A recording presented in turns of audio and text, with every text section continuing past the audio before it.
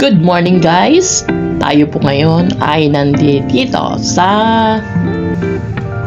kahabaan ng Senator Hilpuyat Avenue or yung tinatawag na Buendia. So, kakapasok lang po natin after nung railroad. So, ito na po yung yung kalagitnaan ng Hilpuyat bago ka makarating ng going ng Ayala. So, yan po, makikita nyo mga magagandang building. So, itong part na to ay nakapasok na ng mismong Ayala. Ayan.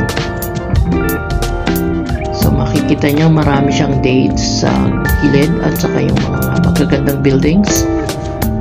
Very typical ng scene kung ikaw ay nasa Ayala. Yan po yung mga naglalakihan ng mga buildings. So, eto ay yung along Ayala Avenue na po ito, nakadiko na, no? Kumanan na siya ng Ayala Avenue after ng baybayin niya yung Senator Hilpuyat Avenue. So, eto na yan. After po niyan ay dun na sa malapit sa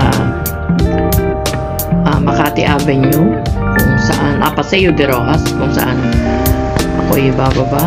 At etong part na to ay ito na po yung sa may Glorieta 4 at saka dito sa kaliwa yung Glorieta 4, tapos dito sa bandang kanan naman ay yung Glorieta 5. Ayan.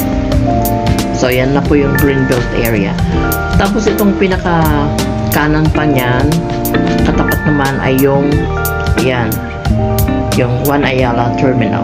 So dyan po yung mga terminal ng lahat ng buses na nag-fly ng line.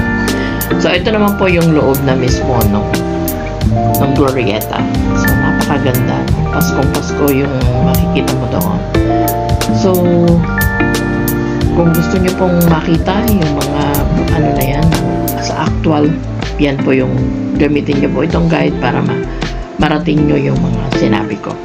So ayan, ito po yung pinaka activity area ng Glorieta. So makikita nyo yun, itatak ng Glorieta. Napakaganda po ng kanilang Christmas tree, pulang-pula. Ayan po. So pag nagpunta kayo dyan, mag-picture din kayo dyan at napakaganda niya. So, yan.